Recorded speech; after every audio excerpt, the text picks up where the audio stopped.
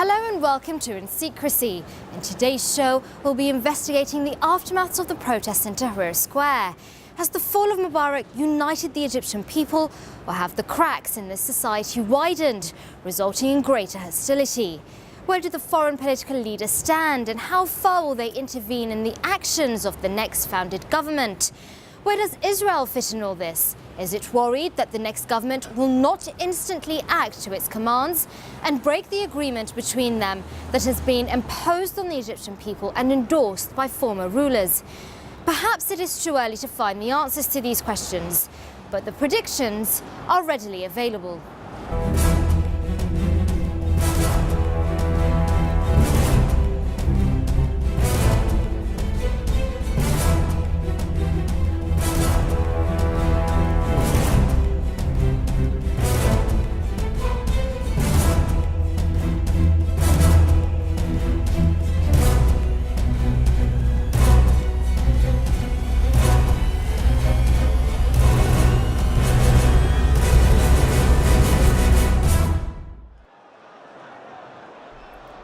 The media coverage of the Egyptian Islamic uprising was a real eye-opener, as some Western media ignored to report the early days of the revolution, choosing to fall in line with Egyptian state television, who continued to insist that Tahrir Square was in fact empty.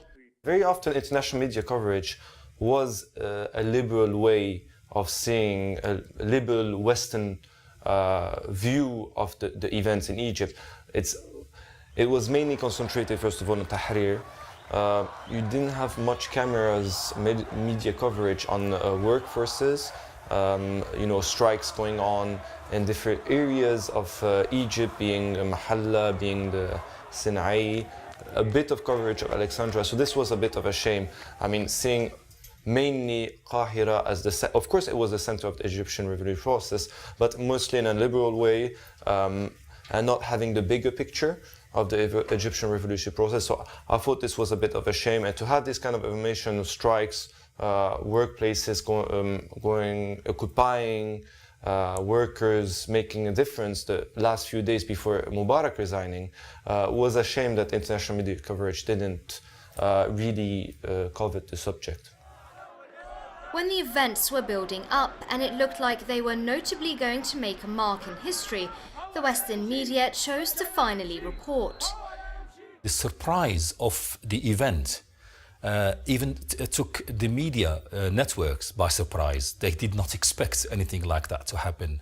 So they were, in a way, rushing towards Egypt to try to cover like everybody else. And I don't think the media had any inkling that something as grandiose as the uprising in Egypt and of course the stepping down of Mubarak would actually have taken place. So they were probably expecting some sort of demonstration, some sort of a march, but they were not expecting so many people turning up in Tahrir Square. British media focused mainly on the Britons trapped in Cairo and presented coverage of looting and vandalism that very few witnessed firsthand. Some chose to only cover the destruction of the Egyptian Museum and the looting and things like that, while some focused on how it was George Bush's idea from the start, the project that he wanted to do with the change in Egypt and stuff. And they even had, the audacity to say that it was, it's a shame that he's not in office to see all this happening. The editorial line of the media outlets, both outside and inside Egypt, failed to paint an impartial picture. The accountability of the media can in this way be criticised, as little attention was given on the countless commonplace acts of cooperation and civic responsibility amongst the Egyptian nation. The media has blinded people and has lied to people for so long, and it seems that state TV in Egypt still kind of operates in that way. Many Egyptians also share this view. Following the revolution, Wael Ghanem, one of the active figures in the protest, said he felt the state media was still failing to report the reality on the ground. Like Wael Ghanem, many Egyptians have turned to social media to communicate the events taking place. It would seem Twitter, Facebook and blogs have taken pivotal roles in the making of this revolution. Even though the state closed down the internet, Facebook and Twitter were still actually operating throughout Egypt, and of course they played a vital role in communicating between the people. Even though, for instance, one person in the family has a mobile and has access to Facebook, obviously by word of mouth the information would have circulated throughout the family, throughout the streets, throughout the town, throughout all the relatives that they know as well. So there is that element of the spreading of information that took place. And I think the social media has played an important part in that sense.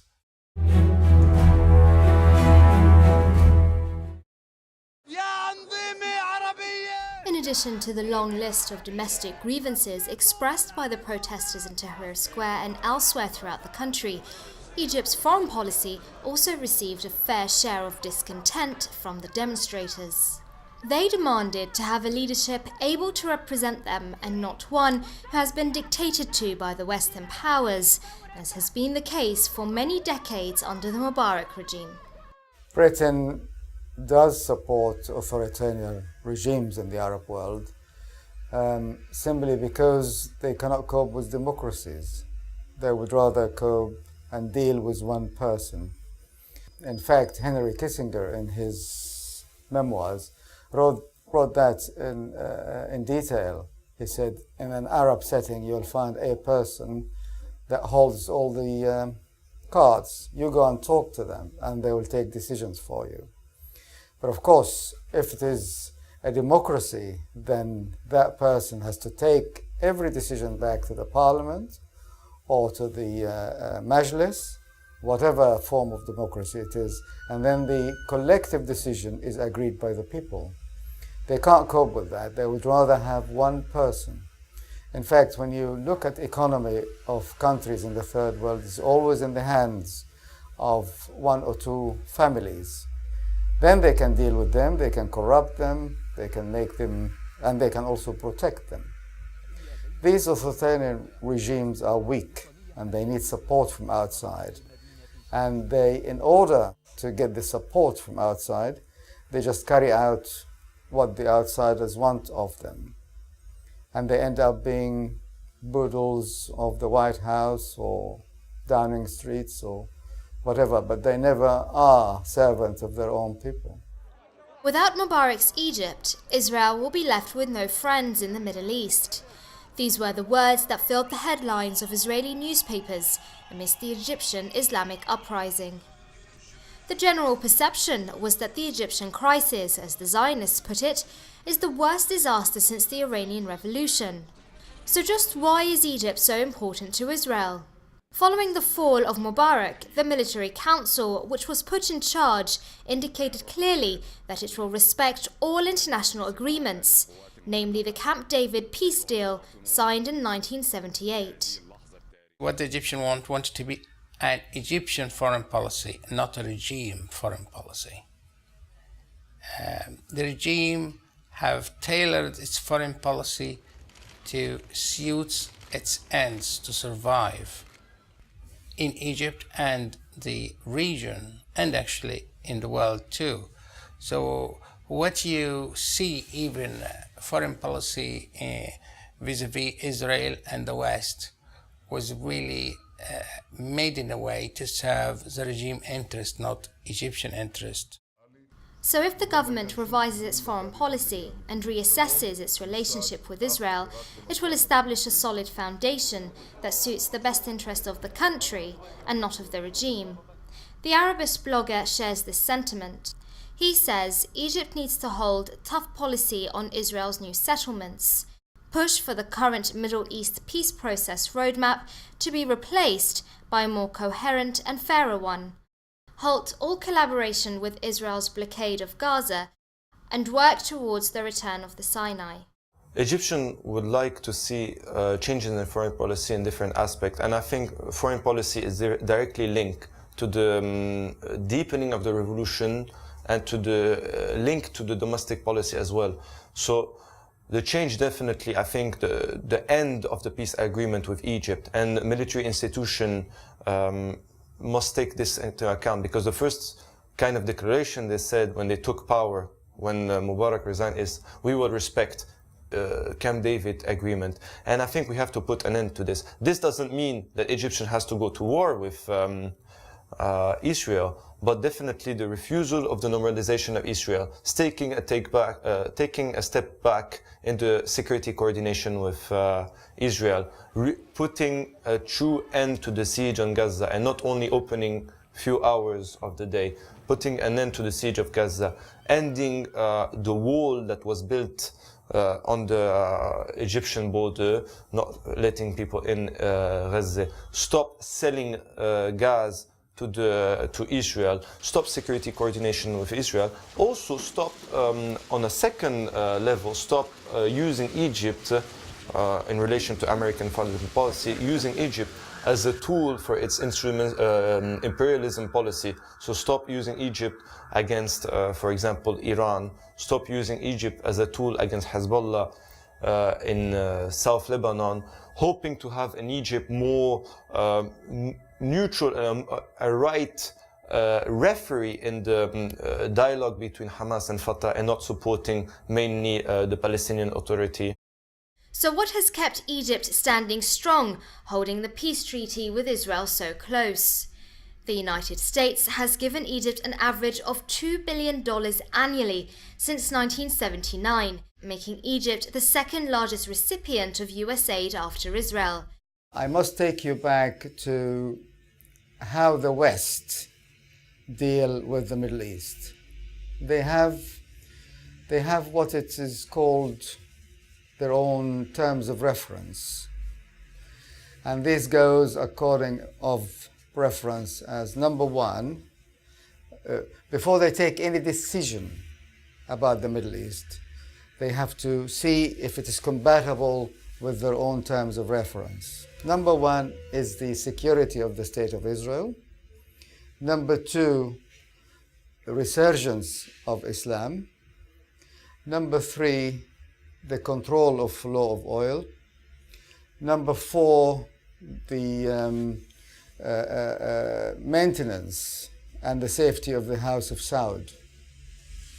They put those four first before they take any decision. So if they're going to give somebody a factory, or give somebody aid or sell arms, they'll have to go through these things. Are you going to use the arms against Israel? Then you're not going to have them. If it is going to resurge and make Muslims good thinkers, good industrialists, no. They are not in favor of resurgence of an Islamic power. The objective of the Egyptian revolution was to give power to the people, to provide a platform for their opinions, and to ensure their say in the actions of their government. This was a privilege some could only dream of until a generation decided to change the political face of their country. For decades, the Egyptian rulers have dictated and abused their people. To see this, one need only look at the headquarters of the Egyptian State Security Services in Cairo, which, with its impenetrable concrete thick walls, has been a state building used to menace, torture and impose. Many Egyptians were intimidated by just walking past it. But how real are the horrific and severe cases of torture that have leaked into the public sphere? And why have officials involved in breaching humanitarian laws not been taken to trial? We tried to speak to members of the Egyptian embassy to learn more about underground tortures and human rights violations. But unfortunately, we had no luck. Better still, we're turning to the public for their thoughts. I think anybody in any part of the world that commits a human rights breach should at some stage be brought to account for it. How you might penalise them, whether you have to have the sort of arrangement you had in South Africa after the end of apartheid is another matter, but I don't think anyone should at any stage be able to be off scot-free, that there can be an amnesty for human rights breaches. Certainly, I mean, we have these rules for a reason, I'd say almost definitely. The thing that bugs me about it the most is, I mean, stuff like this has been going on for a long time, like Uganda, you know, all over Africa. If they're actually attacking their own people, then they should be brought to justice, and they should have to pay the penalty which that government decide is the right one.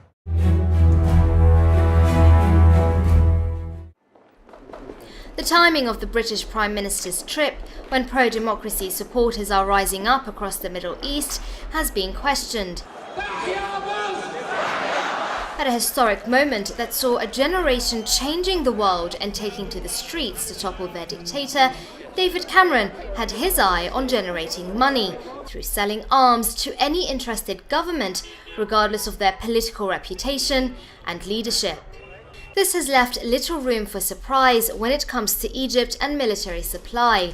Egypt has received the second largest aid from the US after Israel. There have been accusations that the Western governments have allegedly sold and condoned Egypt's possession of arms so long as its peace agreement with Israel is upheld. Promoting UK trade around the world has sometimes been a euphemism for selling arms to countries with questionable human rights records. At a time when Cameron should have been concentrating on promoting human rights in the region, he chose to focus on arms sales. But Number 10 insisted the objectives of the Prime Minister's recent trip was to boost British business, strengthen security ties, and promote political reform. Critics have assumed that the latter two issues were last, if at all, on his agenda, and his sole motive was a prosperous business transaction, no matter the moral price. But just what message does this communicate from Western figures to totalitarian regimes? Other than humanitarian laws, matter very little. In the formation of the next Egyptian government, there are suggestions that there will be a revised legislation on how, when, and against whom arms are used. But this task should not only fall down to Egypt. There is a need for the international community to constitute and enforce stricter laws as to the selling and purchasing of arms that are not to be treated as mere guidelines. The military training and equipping the Egyptian army is an ongoing process, and obviously it have to sort of reflect certain criteria, particularly the relationship with Israel, and as well the balance of power in the Middle East vis-a-vis the Arab countries and Iran. So it is subjected to certain conditions, and is not unusual for that to take place, particularly the United States, as we said earlier, supply a huge part of the hardware for the Egyptian military, and probably even their salaries. The Egyptians can celebrate their victory thus far, yet there are elements arising at present that need to be questioned. The Egyptian people prepare for a referendum approaching in near months.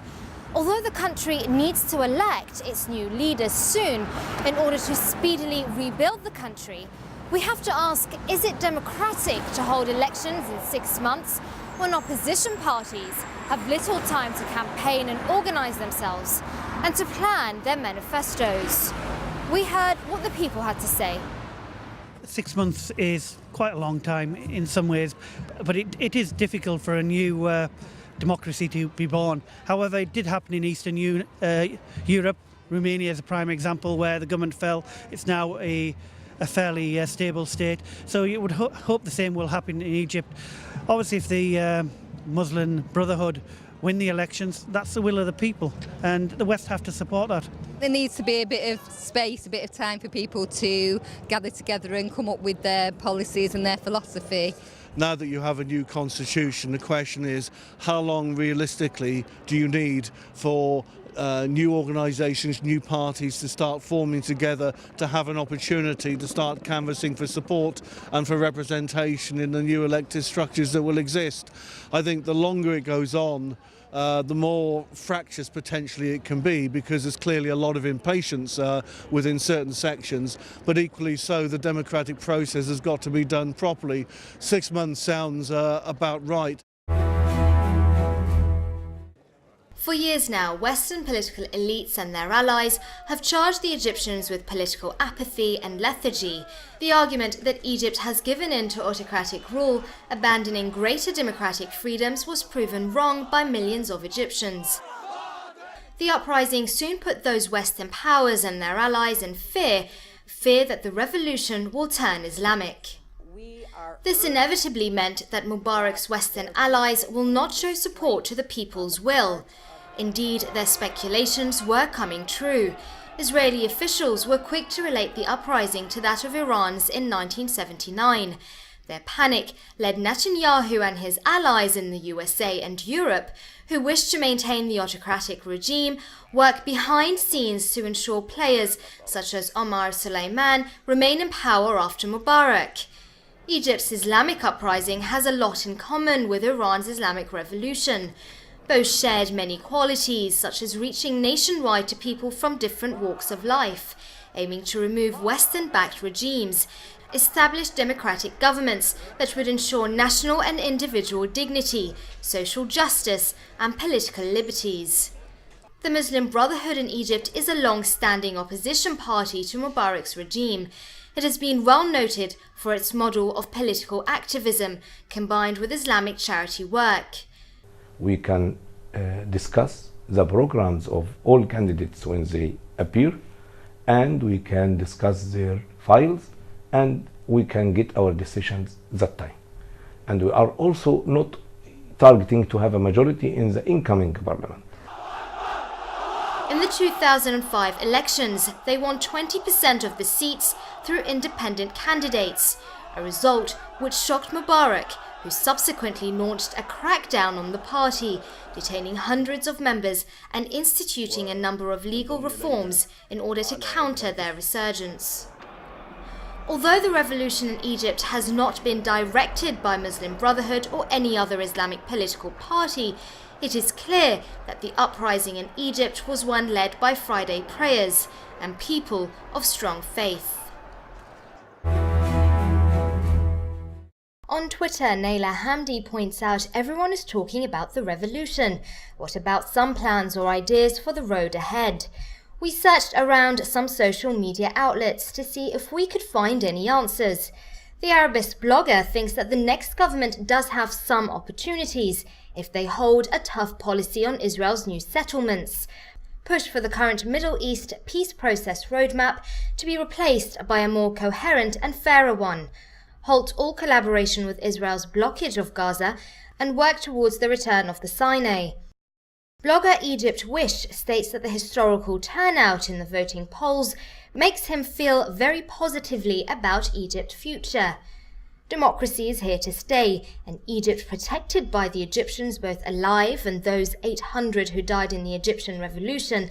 That democracy cannot promise you the best government, but it promises you that you can change any government which fails. Tweeter Wael Ghonem noted that it has been 44 days since Mubarak stepped down, yet state-owned media is still being led by same chief propaganda officers who opposed the revolution. So perhaps change is making its way into Egypt very slowly. Meanwhile, Moderate Egypt on Twitter asks, why is it taking so long to put Mubarak on trial? The angry Arab blogger finds the answer. He says, countries in the Persian Gulf, including Saudi Arabia, are placing much pressure on the current Egyptian government not to try Mubarak. If he were to be tried, all Egyptian laborers and investments will be withdrawn from that region. A few weeks ago, we saw the largest spectacle to be held in front of the Egyptian embassy in London. The British public came out to show their solidarity with the protesters in Tahrir Square, who encountered heavy violence against them by supporters of Mubarak. The scene here today is very peaceful, but although the calling for the departure of Mubarak has been met, the future of Egypt remains uncertain. The revolution will yet be tested before it can be confirmed to be a failure or a success.